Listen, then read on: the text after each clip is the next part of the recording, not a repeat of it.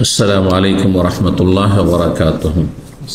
بسم الله الرحمن الرحيم. الحمد لله رب العالمين والصلاة والسلام على سيد المرسلين نبينا محمد وعلى آله وصحبه أجمعين. أما بعد, সম্মানিত শ্রোতা দর্শক মণ্ডলী, আল্লাহ রাব্বুল আলামিনের প্রশংসা এবং প্রিয় নবী সাল্লাল্লাহু আলাইহি ওয়াসাল্লামের উপর সালাত ও সালামের পর আজ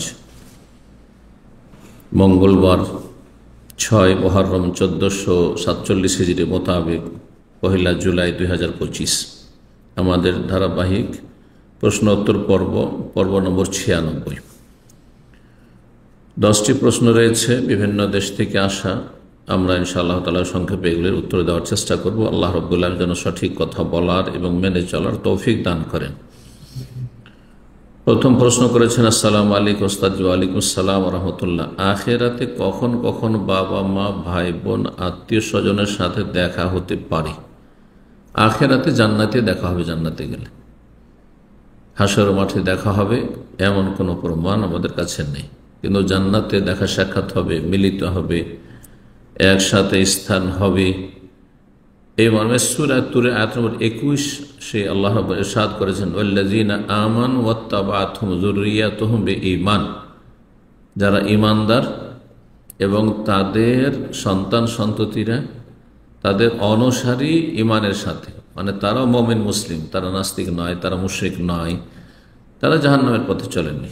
ওয়াত্তাবাআতহুম যুররিয়াতুহুম বিঈমান, ঈমানের সাথে তাদের ছেলেমেয়েরা যদি বাবা মার অনুসারী হয়ে থাকে, মানে বাবা মা মুসলিম, তারা মুসলিম এবং তারা বড় শিরক বড় কুফরি মুক্ত, তাহলে আলহাকনা বিহিম যুররিয়াতাহুম, তাহলে তাদের সন্তানদেরকে আমি বাবা মায়ের সাথে মিলিত করব। যদি নিচেও থাকে মিলিত করব, বাবা মা নিচে থাকে তাদেরকে, আর মর্যাদা উঁচু হয়েছে ছেলে মেয়েদের একসাথে আল্লাহ করে দেবেন। ওমা আলাতনাহুম মিন আমালিহিম মিন শাই, তাদের আমলের কোনো কিছুতে আমি কমতি করব না বদলা দিতে। এ আয়াত স্পষ্ট প্রমাণ করে। 2 নম্বর প্রশ্ন বলছেন, আসসালামু আলাইকুম শেখ। ওয়ালাইকুম আসসালাম ওয়া রাহমাতুল্লাহ। লম্বা প্রশ্ন করেছেন, একই কথা বারবার করে বলেছেন। আল্লাহ সংক্ষেপ করার তৌফিক দান করুন প্রশ্নকারীদেরকে। 5 ওয়াক্ত সালাতের মধ্যে কেউ যদি 1 ওয়াক্ত সালাত ইচ্ছাকৃত ত্যাগ করে তাহলে কি সে পুরোপুরি কাফের হয়ে যাবে? কাজটি কুফরি, কিন্তু 1 ওয়াক্ত 2 ওয়াক্ত ছাড়ে বাকি সময়ে পড়ে, এই মর্মে সঠিক মত বেশি যে বড় কাফের নয়, ছোট কাফের, কিন্তু কুফরির কাছাকাছি, বড় কুফরির কাছাকাছি চলে যায়। এই বিষয়টি তো ইখতিলাফ রয়েছে কিছু ওলামাদের মতে, যেমন আল্লামা শেখ সালেহ ফৌজান, এরকম অনেক ওলামা কেরাম রয়েছেন যে যতবার সালাত ছাড়ো ততবার বড় কাফের হয়ে যাবে। ঈমান এবং কুফরির মাঝে সে উদ্ভ্রান্ত হয়ে ঘুরে বেড়াবে। এই জন্য যেই কাজটিকে কুফরি বলা হয়েছে সেই কাজ একজন মুসলিম কি করে করতে পারে, এটি যথেষ্ট হেদায়েতের জন্য। যারা আপনাকে যদি গুনাহগার ফাসেক বলা হয়, আপনাকে পাপী বলা হয়, এটা অনেক হালকা কিসের চাইতে, যে কাজটি কুফরি করেছেন আপনি, কুফরি করলেন আপনি। যেই পাপকে কুফরি বলা হয়েছে সেই পাপ মুসলিম দ্বারা কি করে হইতে পারে, অর্থাৎ মুসলিম কি করে বেনামাজি হইতে পারে ইসলাম বুঝলে আর ইসলাম পালন করলে? মুসলিম চোর ডাকাত হতে পারে, মুসলিম মদখোর হইতে পারে, মুসলিম বিভিন্ন পাপে জড়িয়ে থাকতে পারে, হারাম খেতে পারে, কিন্তু মুসলিম বেনামাজি হয় না। কারণ প্রথম আখিরাতের ঈমানের অন্তর্ভুক্ত হচ্ছে আখিরাতে আপনার প্রশ্ন উত্তর, সওয়াল জবাব, হিসাব। প্রথম হিসাবই নামাজের। তো যাই হোক, এখানে বলছেন এই প্রশ্নকারী যে ইচ্ছাকৃত ত্যাগ করলে অথবা সুনির্দিষ্ট কতদিন ইচ্ছাকৃত সালাত ত্যাগ করলে সে মানুষটা পুরোপুরি সম্পূর্ণরূপে কাফের হয়ে যাবে জানিবাদি? যেই ব্যক্তি মোটে নামাজ পড়ে না, 5 ওয়াক্তের 1 ওয়াক্ত পড়ে না, জুমা পড়ে শুধু, সেই ব্যক্তি সঠিক মতে সে বড় কাফের, তার ইসলামে কোনো অংশ নেই। আর যদি সে এর কারণে পুরোপুরি সম্পূর্ণরূপে কাফের হয়ে যায়, বলছেন যে কাফের হয়ে যায়, তাহলে কি সে স্বামী স্ত্রীর মধ্যে অটোমেটিক তালাক হয়ে যাবে? তালাক না, মোরতাদ হয়ে গেলে, যখন বড় কাফের হয়ে গেল, মোরতাদ হয়ে গেলে বিয়ে থাকেই না, বিয়ে নেই। মোরতাদের সাথে সংসার করা জায়েজ নয়, স্ত্রী বেনামাজি হোক অথবা স্বামী বেনামাজি হোক, দুইজনের একজন একেবারে নামাজ পড়ে না, তার সাথে কোনো বৈবাহিক সম্পর্ক থাকে না, ফাসকে নেকাহ, বিবাহ বিচ্ছিন্ন হয়ে যায়। আর যদি তালাক হয়ে যায় তাহলে সেই ব্যক্তির করণীয়, সেই ব্যক্তি মুসলমান হবে, ফিরে আসবে, যদি ফিরে আসে তার স্ত্রী ফিরিয়ে পাবে, আর না হলে স্ত্রী ফিরে পাবে না। স্ত্রী ইদ্দত পার করার পরে সে অন্য জায়গায় বিয়ে বসতে পারবে। বিশেষ দ্রষ্টব্য, দুই ব্যক্তির মধ্যে এক ব্যক্তি নিয়মিত সালাত আদায়কারী, আরেকটা কথা হলো যে তালাক হয়ে যাওয়ার পরে, অর্থাৎ স্বামী স্ত্রী, বলতে চাইছে স্বামী স্ত্রীর মধ্যে একজন নিয়মিত নামাজি আর একজন বেনামাজি, জায়েজ না এরকম সংসার করা? জি। বলছেন যে আর একটা কথা হলো যে তালাক হয়ে যাওয়ার পরে এই সম্পর্কটি পুনরায় আগের অবস্থায় নেওয়া যাবে না, যাবে যদি মুসলিম হয় তাহলে যাবে। যদি বলে যে তওবা করে ফিরে আসলাম, ইদ্দতের মধ্যে ফিরে আসে, তওবা করে ফিরে আসলাম, আমি নামাজ ধরে নিলাম, তাহলে ফিরে আসবে, নিজের স্ত্রী থাকবে। আর যদি পুনরায় নেওয়া যায় তাহলে এটার জন্য কি কাজ করতে হবে? পুনরায় যদি নেওয়া যায় ইদ্দতের ভিতরে থাকে তাহলে আমার হচ্ছে বিয়ে নবায়ন করতে হবে না, আর ইদ্দত পার হয়ে গেলে বিচ্ছিন্ন হয়ে গেছে, ইদ্দত পার হওয়ার পরে বেনামাজির সাথে যে বিবাহ বিচ্ছেদ হয়েছে, তার ইদ্দত পার হয়ে গেছে, বিবাহ বিচ্ছেদ হয়ে গেছে, তার সাথে কোনো সম্পর্ক নেই, স্বামী স্ত্রীর কোনো সম্পর্ক নেই। 3 নম্বর প্রশ্ন। আসসালামু আলাইকুম শেখ। ওয়ালাইকুম সালাম। যদি এমন একটা ঘটনা আছে যেখানে বাড়িতে মা আছে, আমি ছাড়া আর কোনো মাহরাম নেই, এবার চাচা বা তাদের ছেলে বাড়িতে আসলে ফরজ সালাত মসজিদে পড়া কি ওয়াজিব হবে? চাচার ওপর জামাতে নামাজ পড়া ওয়াজিব, আর চাচা তো ভাইয়ের ওপর, সাবালক তারা, সুতরাং তাদেরকে মসজিদে নিয়ে যাবেন। ওরাকে মহিলার সাথে রেখে দিয়ে আপনি মসজিদে কেন যাবেন? বেনামাজি হইলে উজুর পানি এগিয়ে দেবেন, উজুর পানি নেন, উজু করেন, নামাজ পড়তে চলেন। এটা আমার আব্বা রাহিমাহুল্লাহর আদর্শ। বেনামাজি কোনো আত্মীয় স্বজন, দূরের কিছু বেনামাজিও ছিল, তো আসতো, এরকম ঘটনা মনে আছে, এসে বসেছে আর নামাজের টাইম হয়ে গেছে, তো আব্বা নামাজ পড়তে যাচ্ছে না, বলছে পানি দাও, বলছে আমি পানি দিতে গেলে পানি লাগবে না, বলছেন না, বলে যে পানি আব্বু দিতে বলে, বলছে কাপড় খারাপ হয়েছে, বলছে কাপড় বদলে দাও, বলছে কাপড় নিয়ে যাও, লুঙ্গি নিয়ে যাও, যে বলো যে কাপড় বদলে না, ওকে বাধ্য করে নামাজ পড়তে। আপনার বাড়িতে যখন মেহমান হয়েছে বাধ্য করে নামাজ পড়তে। জি। তো আপনার চাচাকে বা চাচাতো ভাইকে তাদেরকে বলবেন চলেন নামাজ পড়ে আসি। উল্লেখ্য, বাড়িতে এটা মানতে চাই না চাচা বা তাদের ছেলেরা নন মাহরাম, মানতে চায় না তারা জাহেল, সেজন্য আপনার মা বা আপনার ভাই বেরাদ আত্মীয় স্বজন মূর্খ, সেজন্য মানতে চাই না যে চাচা বা চাচাতো ভাই ভাতিজা, মানে স্বামীর ভাতিজা, এরা মাহরাম নয়, চাচির জন্য মাহরাম নয়, মামির জন্য মাহরাম নয়। বাকি কথা হলো আরেকটা মাসলা জানেন, কোনো বাসাতে অবস্থানের জন্য সেখানে মাহরাম থাকতে হবে জরুরি না, নিরাপদ থাকতে হবে। একাধিক রুম আছে, একটি রুমে মজলিস রুমে বসে আছে, বৈঠক রুমে বসে আছে নন মাহরাম লোক, আর ভিতরে মহিলারা আছে, ভিতরে আসার কোনো সুযোগ নেই, চান্স নেই, তাহলে অসুবিধা নেই। ওই বাড়িতে একজন মাহরাম থাকতে হবে, বাইরে দিতে গেট আছে, আসলো চলে গেল বা ওখানে থাকছে, অসুবিধা নেই। মাহরামের শর্ত শুধু সফরের জন্য, মাহরামের শর্ত হচ্ছে সফরের জন্য। এমনকি নির্জনতার ক্ষেত্রে মাহরাম না থাকে কয়েকজন মহিলা, তাহলে নির্জনতাই থাকলো না। কিন্তু একই নির্জনতা মানে একজন মহিলা বেগানা, একজন পুরুষ, তাহলে মাহরাম থাকতে হবে, এটা যায় না। তাহলে সফরে মাহরাম শর্ত, আর নির্জনতা দূর করার জন্য হয় অন্য কোনো লোক সেখানে থাকতে হবে, বেশ 2-3 মহিলা একটি গাড়িতে যাচ্ছেন, বন্ধ গাড়ি, পিছনে মহিলা বসে আছে, ড্রাইভার গাড়ি চালাচ্ছে, আজকে যে ট্যাক্সি ড্রাইভারগুলো, একজন মহিলার বসা জায়েজ নয়, তার সাথে একজন মহিলাকে প্যাসেঞ্জার হিসেবে উঠানো জায়েজ নয় সব ড্রাইভারদের জন্য। এইসব মশলা অনেকেই জানে না, আর অনেকে জানলেও তুচ্ছ পেটের জন্য, পয়সার জন্য মানে না। আল্লাহ হিদায়াত দান করুন। 4 নম্বর প্রশ্ন বলছেন, আসসালামু আলাইকুম ওস্তাদ। ওয়ালাইকুম আসসালাম। হাদিসে এসেছে যে কেউ 100 বার সুবহানাল্লাহ পাঠ করবে, তার 1000 গুনাহ মাফ হবে ও তার আমল নামায় 1000 নেকি লেখা হবে। এখন আমি একদিনে সর্বোচ্চ কতবার সুবহানাল্লাহ পাঠ করতে পারবো? যতবার পারবো। 100 বার 100 বার করেই করতে হবে, জরুরি না। হাজার হাজার বার পড়তে থাকেন, বিনা হিসাবে পড়তে থাকেন।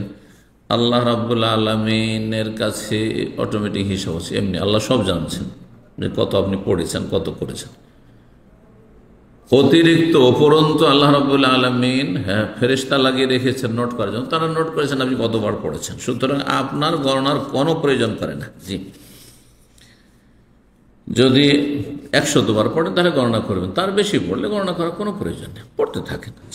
যত তসবিহ করবেন, যত হামদ করবেন, যত তাকবীর পাঠ করবেন, যত জিকির আজকার করবেন, যত লা ইলাহা ইল্লাল্লাহ পড়বেন, যত সুন্নাত, যত আস্তাগফিরুল্লাহ পড়বেন, তত ভালো। জিকিরের কোনো সীমিত পরিমাণ না যে এরপর আর জিকির করা যাবে না, এরকমটা নেই। কিন্তু জিকরান কাসীরা, জিকির আলোচনায় 1-2 সপ্তাহ আগে হয়েছে।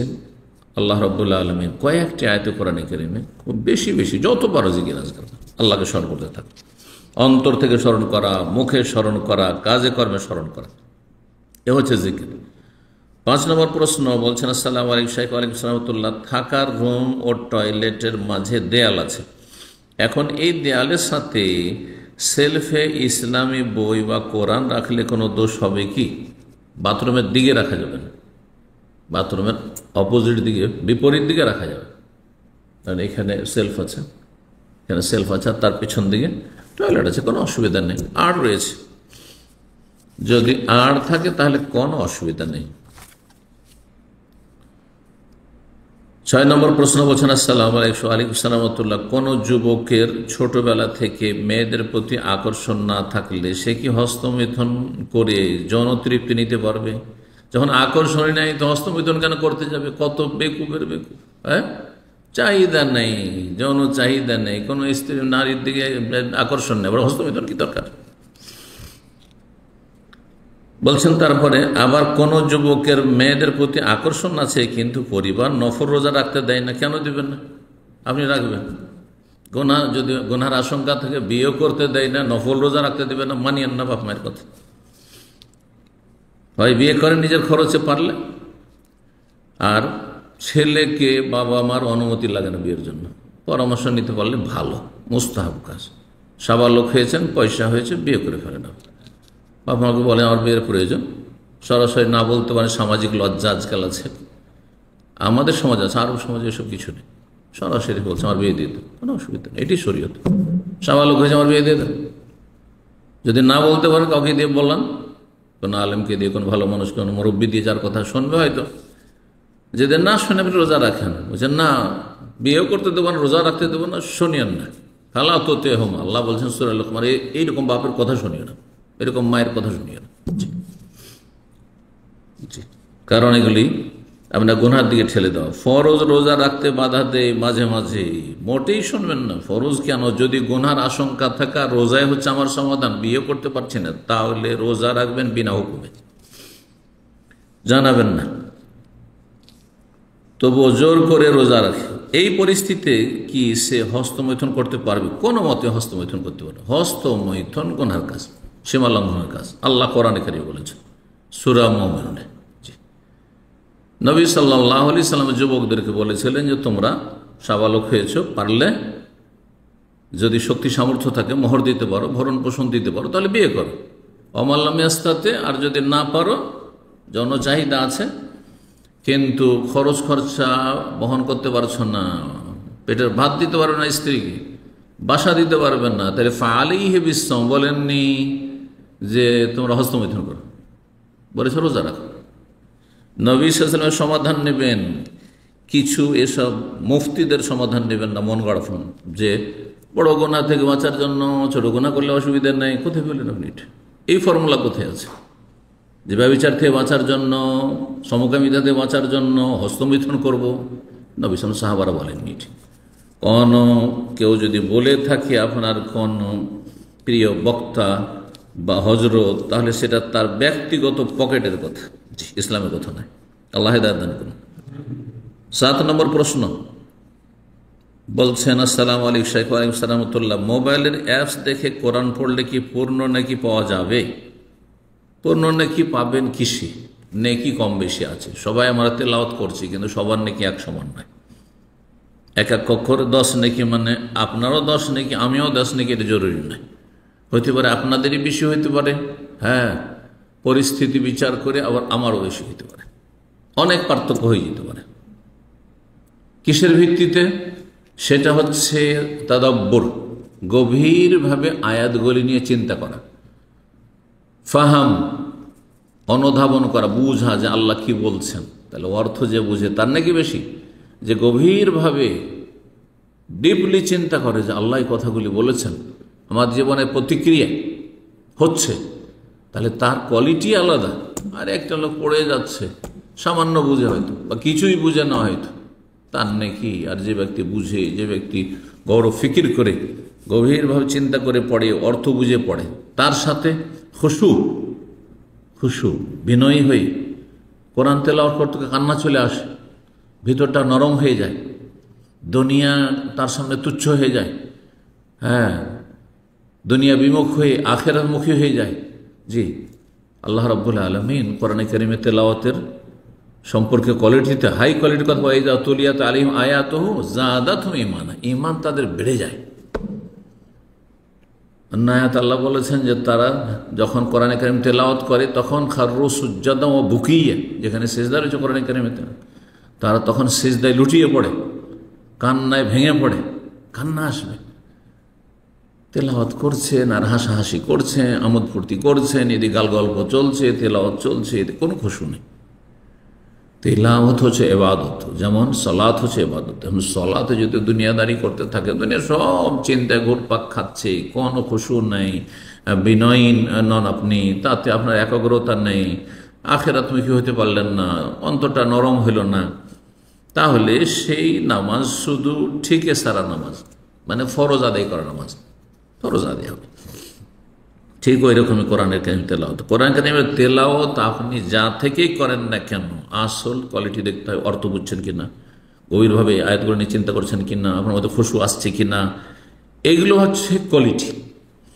আর তারপরে মুসহাফে পড়েন, অথবা আপনি মোবাইলে পড়েন, অথবা মুখস্থ পড়েন, 3 পড়া। আল্লাহ বলেছেন যে যেটাতে বেশি আপনার মন লাগে, যেটাতে বেশি আপনার কোয়ালিটি ভালো হয়, সেটা বেশি ভালো, সেটা বেশি ভালো। তবে একটি দিক আছে মোবাইলে, যেটা অনেক আলেমরা এই প্রশ্নের উত্তর দিতে আরও আলেমরা উল্লেখ করেননি, কিছু আলেমরা উল্লেখও করেছেন। সেটা হচ্ছে মোবাইলে শুধু আয়াতে কোরআন নেই, একটা অ্যাপস আছে, বাকি এসে অনেক খেলতামাশা আছে, হ্যাঁ, অনেক দুনিয়াদারি আছে, বড় দুনিয়াদারি বেশি আছে, ঠিক কিনা? হঠাৎ মেসেজ চলে, কোরআন তেলাওয়াত করছে, হঠাৎ মেসেজ এলো, একটা নোটিফিকেশান আসলো, ও দেখি একটু ওইদিকে মন চলে গেল, খুশু কমে গেল, মনোযোগ কমে গেল, তাহলে কোয়ালিটি ডাউন হইল। কিন্তু কোরআন যদি সামনে থাকতো তাহলে ওইটা হইতো না। মোবাইলকে সরিয়ে রেখেছি, কোনো মেসেজ নাই, মানুষের সাথে কোনো যোগাযোগ নেই, রবের সাথে, রবের কালামের সাথে, আল্লাহর কালামের সাথে শুধু যোগাযোগ, আমার সম্পর্ক। এই জন্য আমি বলি যে মোবাইল থেকে পড়ার চাইতে কোরআন যদি আপনার হাতে নাগালে থাকে, কোরআন থেকে পড়েন, এটা বেশি ভালো। এর মাঝখানে হঠাৎ করে মনটা অন্যদিকে চলে গেল, চলেন একটু দিলেন, একটা কিছু খুলে দিলেন, গেল। কারণ এতে অনেক খেলাধুলার জিনিস, বিনোদনের জিনিস আছে, অনেক পাপের জিনিসও আছে, যার ফলে যত দূর এটাকে এড়িয়ে চলতে পারেন। আমরা তেলাওয়াতের সময় এটাকে চোখের আড়ালে রাখি, ওতে বেশি মনোযোগী হইতে পারে। কোন রকমের তাতে যেন কোনো ভাইব্রেশন না থাকে, যাতে কার কল একটু দেখি, তেলাওয়াত করতে করতে দেখিনি, একটু উঠায় আর না উঠে গেল, মনোযোগ হারিয়ে গেল। তো এতে হচ্ছে কোয়ালিটি ডাউন হয়ে যায়। এটা কোরআন নিয়ে পড়লে হবে না। মুখস্থ পড়া ভালো, কিন্তু অনেক সময় মুখস্থ পড়তে গিয়ে সন্দেহ হচ্ছে, তখন খুশু, মনোযোগ কমে যাচ্ছে, একাগ্রতা কমে যাচ্ছে, হ্যাঁ, ভালো করে অর্থ বুঝতে মানে হচ্ছে, এদিকে স্মরণ করতে গিয়ে অর্থ বোঝা দুর্বল হয়ে যাচ্ছে। কখনো কখনো মুখস্থ পড়লে উত্তম হবে, কখনো কোরআন দেখে পড়লে উত্তম হবে। আল্লাহর আরেকটি কথা বলেছেন খুব সুন্দর, সেটা হচ্ছে যে সালাতের নামাজের ভিতরে তেলাওয়াত সবচেয়ে উত্তম। যখন আপনি তাহাজ্জুদ পড়ছেন, যখন নামাজের ভিতরে পড়ছেন, রাতের নামাজ, তাহাজ্জুদের নামাজ পড়ছেন, আপনি নফল নামাজ পড়ছেন রাত্রে, তখন আপনি মুখস্থ পড়েন, এটা বেশি ভালো। আর যখন নামাজের বাইরে পড়ছেন, তখন কোরআন যদি থাকে তো কোরআন দেখে পড়েন, যাতে ভুল হওয়ার সম্ভাবনা কম। মনোযোগী বেশি হইতে পারবেন।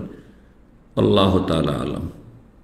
বিস্তারিত বিষয়ে আলোচনা করলাম যে কোরআন কোনভাবে পড়লে বেশি নেকি, কোরআন কারীম মুসহাফে না মুখস্থ না মোবাইলে। জি, 8 নম্বর প্রশ্ন বলছেন, আসসালামু আলাইকুম শাইখ। ওয়ালাইকুম সালামতুল্লাহ।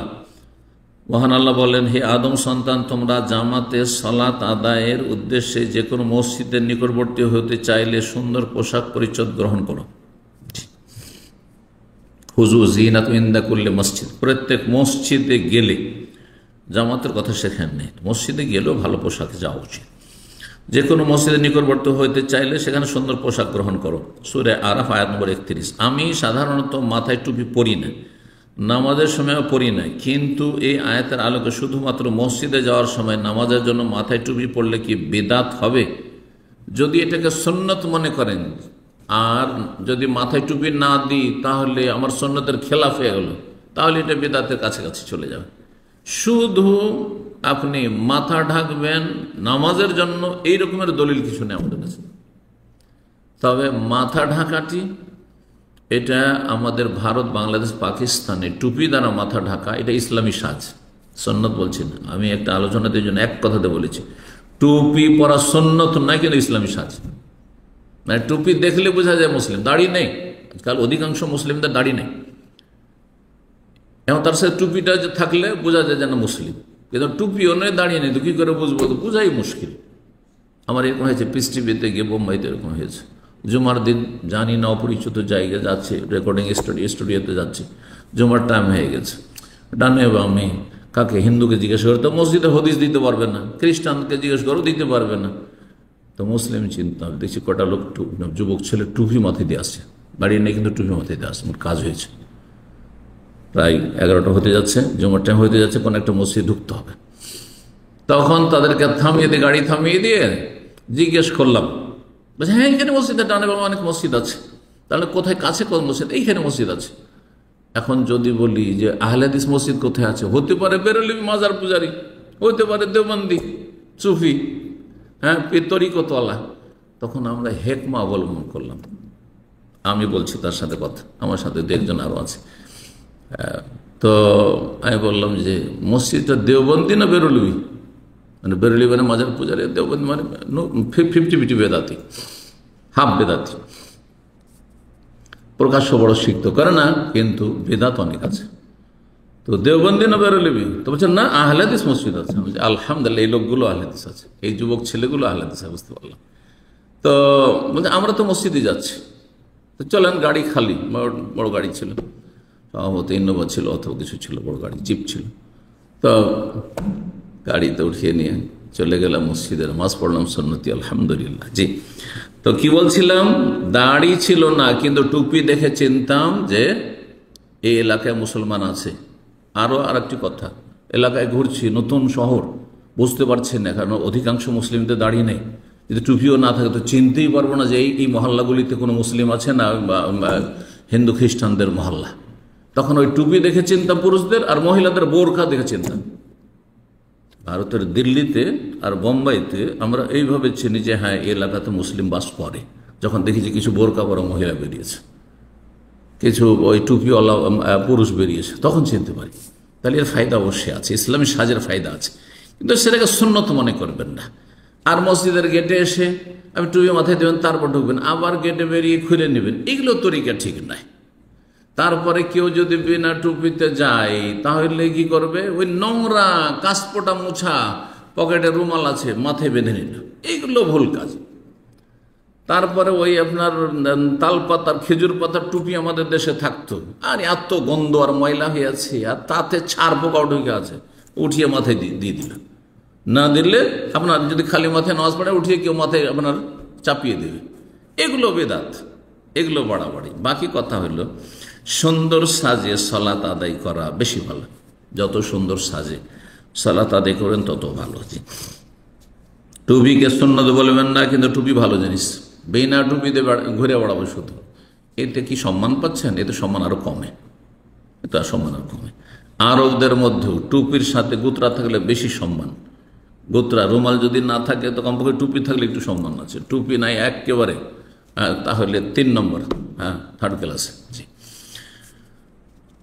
তো এই ছিল প্রশ্ন এবং তার উত্তর। 9 নম্বর প্রশ্ন বলছেন, আসসালামু আলাইকুম। ওয়ালাইকুম আসসালাম। ইসলামিকভাবে যে কট বা বন্ধক আছে, আমার বাবা মা সেই বন্ধক রাখেন না, বন্ধক জমিতে ফসল ফলান এবং তা ভোগ করেন, যা সরাসরি সুদের অন্তর্ভুক্ত। আমি এখনো ইনকাম করি না, এই কট জমি নেওয়া নিষেধ করলে আমার মা বলে আমি নাকি সংসারে শনি, হিন্দুদের বিশ্বাস, মানে হিন্দুদের দেবতা, শনি হিন্দুদের দেবতা।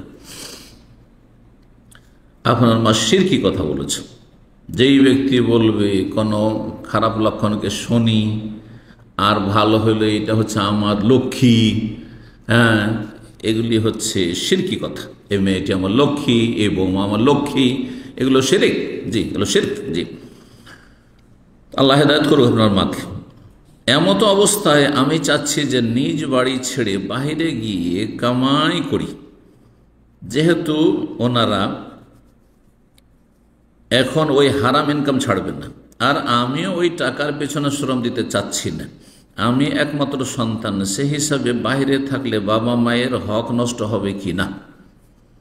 আপনি বাবা মায়ের সাথে থাকার চেষ্টা করুন, কিন্তু ওই যে কোর্টের জমি নিয়েছে, মানে সুদের ওপর যে বন্ধক নিয়েছে, বন্ধক রেখেছে আর ওই ফসল খাচ্ছে, ওই জমির চাষাবাদে আপনি সহযোগিতা করবেন, বাকি সংসারের কাজগুলি করেন। বলে যদি বলে যে অমুক জমিটাতে যাও, যেটা বন্ধকে নেওয়া, কট নেওয়া, আর ওই জমিটা দেখাশোনা করে এসো, একটু চাষাবাদ করে এসো, তাহলে বলবে না, ওখানে যাবো না। বাবা মা হাটে যাচ্ছেন, বাজারে যাচ্ছেন সংসারের জন্য, বাজার করার জন্য, আর বাবা বলছে জর্দা নিয়ে আসিও, তো বিড়ি সিগারেটের প্যাকেট নিয়ে আসিও, বলছে ওইটা বাজার করে দেবো না, বাকি মাছ নিয়ে আসো, গোস্ত নিয়ে আসো, ফল নিয়ে আসো, অমুক নিয়ে আসো, তমুক নিয়ে আসো, সব নিয়ে এসে দেবেন, হালাল জিনিস নিয়ে এসে দেবেন। কিন্তু যখনই বলবে সিগারেটের কথা, যখন বলবে জর্দা পান নিয়ে আসবি, তখন বলে ওইটা বাজার আমি করতে পারবো না। তাতে সন্তুষ্ট থাক আর অসন্তুষ্ট থাক। যদি মা বাবা এরকম অসন্তুষ্ট হয়, আল্লাহ সন্তুষ্ট থাকবেন, কোনো ক্ষতি হবে না, কোনো গুনাহ হবে না, কোনো ক্ষতি হবে না। এবং এই রকম পাপীদের বদদোয়াতে কিছুই হবে না, যদি বদদোয়াতে কিছু হবে না। ভালো করে শুনে আল্লাহ হিদায়াত করুক এরকম বাপ মাকে। 10 নম্বর প্রশ্ন, হ্যাঁ, সেখানে বলে দিই যে আপনি যদি দেখেন যে বাবা মার কষ্ট হয়ে যাবে, বাবা মা অসহায় হয়ে যাবে, বুড়ো হয়ে গেছে, তাহলে বাড়ি ছেড়ে যাবেন না, আপনি যথাসাধ্য থাকার চেষ্টা করবেন। কিন্তু যদি দেখা যায় বাবা মা এখন, বাবা সুস্থ আছে, মায়ের জন্য আমার থাকা খুব জরুরি নয়, আর এখানে হারাম থেকে বাঁচার জন্য আমি দূরে গিয়ে রোজগার করবো, জায়েজ আছে, কোনো অসুবিধা নেই। যেমন প্রবাসে আসে, বিদেশে আসে, বাপের একটাই ছেলে, আর বাপ মা বুড়ো হয়ে গেছে, তাদের চিকিৎসার জন্য লোকজন পাওয়া যায় না, তাদের খেদমতের জন্য দেখাশোনা, হাট বাজার করার জন্য লোকজন নেই, আর আপনি প্রবাসে বসে থাকবেন, এটা চাইছ না। কিন্তু যদি দেখা যায় যে বাপ সুস্থ আছে, মা সুস্থ আছে, তারা কাজ চালিয়ে নিতে পারছে, হ্যাঁ, ভাই ভাতিজা তাদেরকে দিয়ে কাজ চলে যাচ্ছে, তাহলে আপনি প্রবাসে থাকতে পারেন, যদিও বাবার একাই আপনি এক ছেলে। আল্লাহু আ'লাম। 10 নম্বর সর্বশেষ প্রশ্ন বলছেন, আসসালামু আলাইকুম শেখ। ওয়ালাইকুম আসসালাম।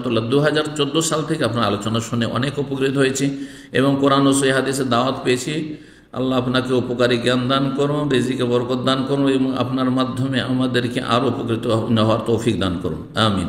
আল্লাহ আপনাদের ভালো করুন।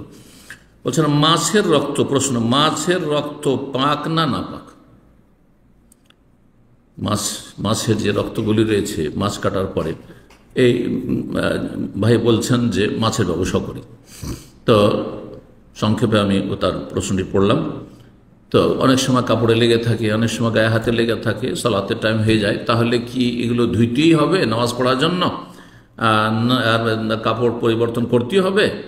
না, মাছের রক্ত নাপাক না, মাছের রক্ত নাপাক নয়, কারণ মাছ মরে গেলেও খাওয়া জায়েজ, মাছ মরে গেলেও খাওয়া জায়েজ। কোন রক্ত নাপাক? কয়েক রকমের রক্ত নাপাক, তার মধ্যে পেশাব পায়খানা রাস্তা দিয়ে বেরোলে সেই রক্ত নাপাক মানুষের। গোস্তের ওই বা পশুর ওই রক্তগুলি নাপাক যেগুলো দামন মাসফুফ, সেরা উপসেরা থেকে সবে গিয়ে বের হয় জবাই করার সময়, এগুলো নাপাক।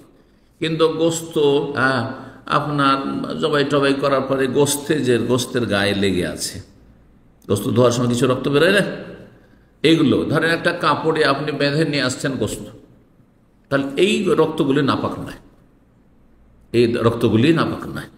যেই পশুর গোস্ত খাওয়া যায়, আচ্ছা, যেই পশুর গোস্ত খাওয়া হারাম সেই পশুর রক্ত নাপাক, সে পশু রক্ত, যেমন গাধার রক্ত, হ্যাঁ, যেমন বিড়ালের রক্ত, কুকুরের রক্ত, এগুলো না পাক। জি, আল্লাহ তাআলা। কিন্তু মাছ যেহেতু জীবিত পাক, হ্যাঁ, আর মৃত পাক, হ্যাঁ, ওর মুর্দা মানে মরে যাওয়া মাছও পাক। মাছের জন্য শর্ত নেই যে মাছ জবাই করে খেতে আছে।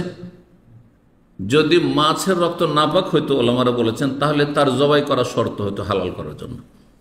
যেমন গরুর আর আপনার বকরি ছাগলের রক্ত, গবাদি পশুর রক্ত কি নাপাক, যেগুলো সবেগে প্রবাহিত হচ্ছে, সেই জন্য সেটা যদি এমনি মারা যায় তা হারাম, খাওয়া যাবে না।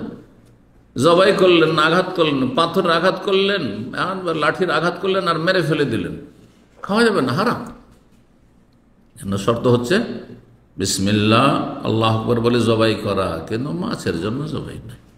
একটা হাস্যকর কথা বলেনি, মদিনায় যখন ছিলাম থাইল্যান্ড থেকে মাছ আসতো, রুই মাছ, বার্মা, এগুলো মুসলিম দেশ থেকে আসতো।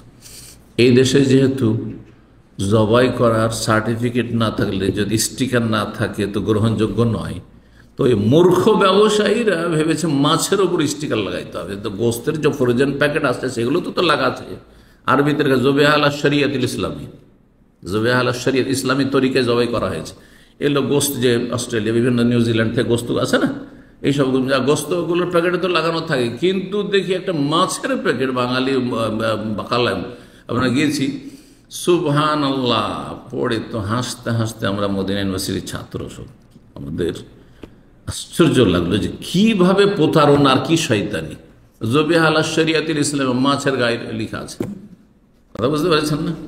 কত জাহেলেরা ব্যবসায়ী পেটের জন্য সব কিছুই করতে পারে, হালাল হারামের কোনো পার্থক্য নেই। কাফেরদের কাছে নয়, কাফের চরিত্রে যারা মুসলিম এক শ্রেণী তাদের কাছেও নেই। আল্লাহ তাদের অনিষ্ট থেকে রক্ষা করুন। বারাকাল্লাহু ফিকুম ওয়া সাল্লাল্লাহু ওয়া সাল্লাম নবিয়ানা মুহাম্মদ ওয়া আলা আলিহি ওয়া সাহবিহি আজমাইন।